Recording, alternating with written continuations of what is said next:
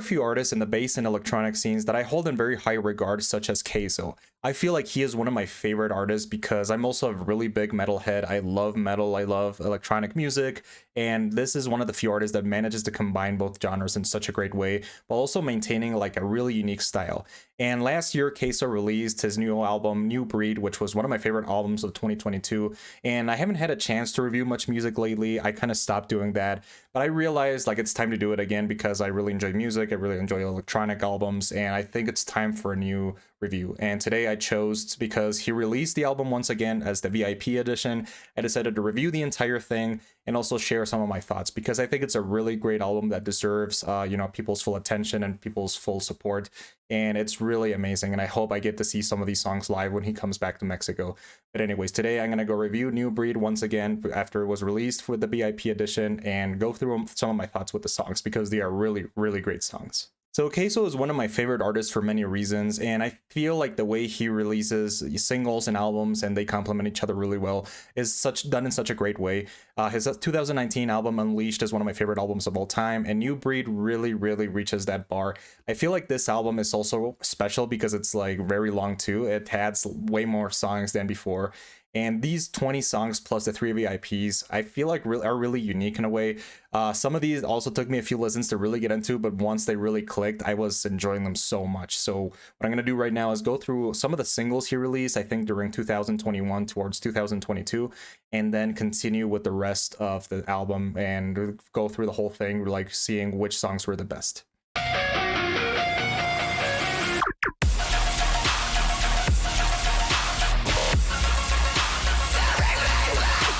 So before the release of New Breed, Kayzo released a total of 4 singles that were preparing people for the album, kind of like getting people ready, getting everybody just absolutely prepared for the madness that this album would bring. And I gotta say, the singles were really great. I feel like especially the first 2 really knock it out of the park.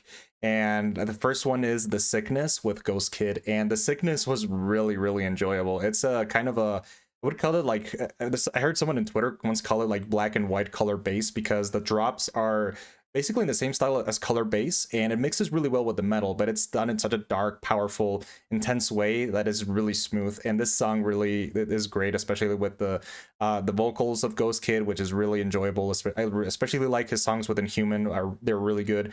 And this single is just really good. I highly enjoyed The Sickness. I've been playing it over and over. It's one of my favorite songs of 2022, and it was a great introduction for this new phase of Kayzo's career. So after that, we have Newsflash, which is a collaboration with Camayata Plus, and this song is really intense. It's really like hard-hitting. It's like rap mixed with bass, mixed with metal, and it's just really good. I feel like it's one of those songs you put at the gym, to give you power when you're lifting weights, like making a new PR. And Camayata's Plus's voice is just really intense, really hard-hitting, and it's just a very enjoyable song in many ways. So after Newsflash, we have Moonlight, which is a collaboration with Sick Brain, and I've heard her before, especially in a song with Skrillex, which is really good. I feel like her voice is really hard-hitting, really powerful, and it's just a really intense song, such as Newsflash. It's kind of a little bit different and like from Kayzo's usual stuff, but I feel like it's a really good collaboration. I feel like even though his like hard-hitting bass drops don't really are present in like these 2 songs, they're really good and set the tone of the album further, like this dark and gritty sound that he's pursuing in New Breed. So after the first 3 singles, we got another one before the album, which is a little softer. It's kind of a pop punk anthem as a collaboration with Connor, which is really, I haven't heard of him before, but this song it's really good. I feel like it was fun. It was decent. But I really enjoyed it. I think it was good. It was okay for what it was, but I feel like it sets a predecessor to the other pop punk songs in the album, like some of the softer ones that we see towards the second half of New Breed. So with those 4 singles now out of the way, we're gonna go through the entire album and share some of my favorite songs.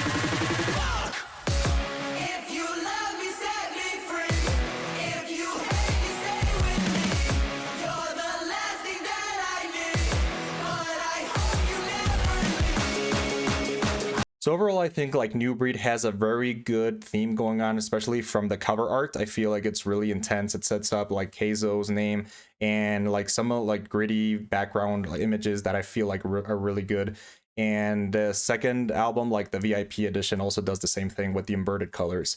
And it's just like the feeling that is carried throughout the album, this like intense, gritty, new generation, you know, full of dubstep drops, metal, everything people like, but also Kayzo feel like it took it in very different ways. So starting from the beginning, like Underground is basically this intro that sets up, you know, with these like really strong guitars and basically preparing you for what is about to happen. So after that, we continue with Cyberdeath, which feels like a lot like classic Kayzo in many ways, and it's just really good. I feel like this, like the lyrics and the voiceover in this song is really good, and I really enjoyed it. So this is a great introduction, which leads into the Sickness, War with OSD, and then we got a song that I really enjoyed, which is a collaboration with Phase One, and this is a collaboration that's been really long in the making, because Phase One is another artist which is known for making mixing metal and bass in really great ways.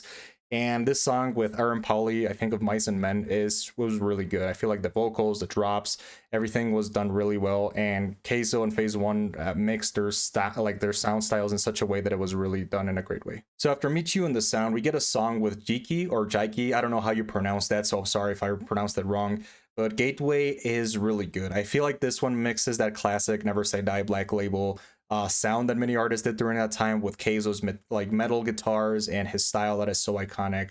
I feel like those two styles blend really well. I feel like Jiki is a good artist, and like his song with Kayzo does a great job in mixing these two styles. So Dead Awake is another one of those songs that I got to like after a couple of listens, but it also leads into one of my favorite songs that I played over and over in the album, and that is Burn It Down with AT-Aliens and Adam and Earth. And I gotta say, this song is madness. It is just so good, because Adam and Earth's vocals, like his deathcore vocals, work really well with Kayzo, and AT-Aliens have like one of my favorite styles in the entire dubstep scene, because their style is kind of like, you know, like really intense, really heavy, but also very experimental. So their entire brand like kind of revolves around making like this kind of like alien music, like really intense experimental new sounds that have never before seen in bass, like a lot of really like low sounds and then like screeching things. And I feel like it works really well, because it mixes all that style that I love from AT-Aliens in the drops with like the really heavy metal, you know, explosive song that Kayzo introduces into his songs,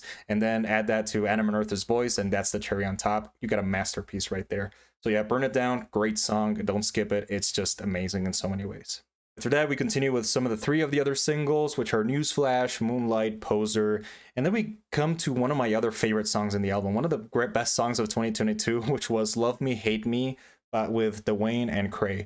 And this is a song that is really awesome. I feel like it is one of the greatest songs that were released over the last year, and also a really great pop punk song. So this one song mixes like pop punk vocals with electronic drops, and I feel like it works really well. And especially Ryan Brown's remix of this song is just really intense. He makes a full you know, punk reconstruction of the song, only with guitars and like classic, like in such a classic way that takes you back to the early 2000s. And just the lyrics are really well, like singing "If you love me, set me free."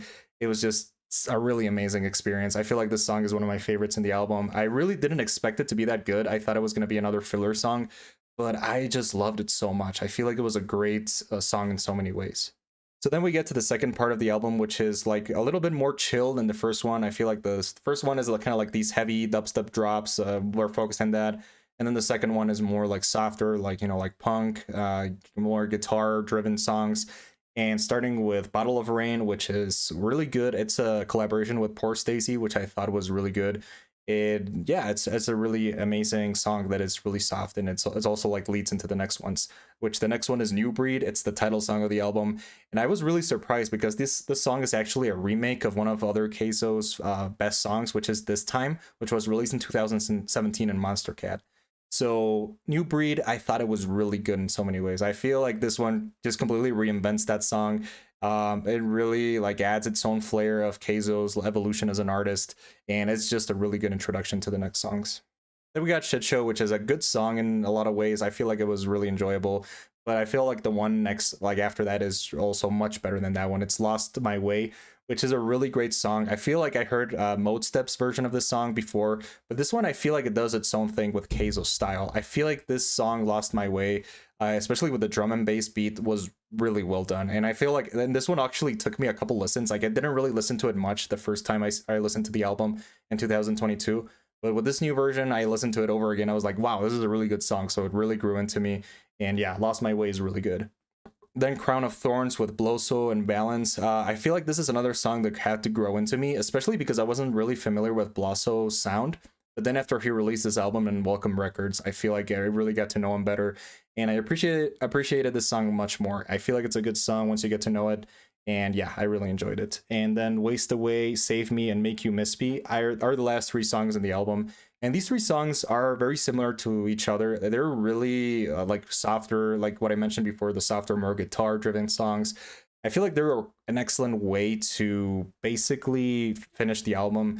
I feel like, you know, everything is just like showing off Kayzo's abilities as a producer, as an artist, you know, like these amazing collaborations with other heavy artists, with other, you know, like metal driven vocals. And these three songs are basically like, you know what, I'm going to do something softer that a lot of people can enjoy and basically end the album in a really high note. So yeah, anyways, I like these three songs. They're really good, well done. And yeah, the album itself is a really great masterpiece. You know, 20 heavy hitting songs that I really enjoyed. And after so many months, we finally get the VIP version, which I'm going to analyze next at the next three VIPs.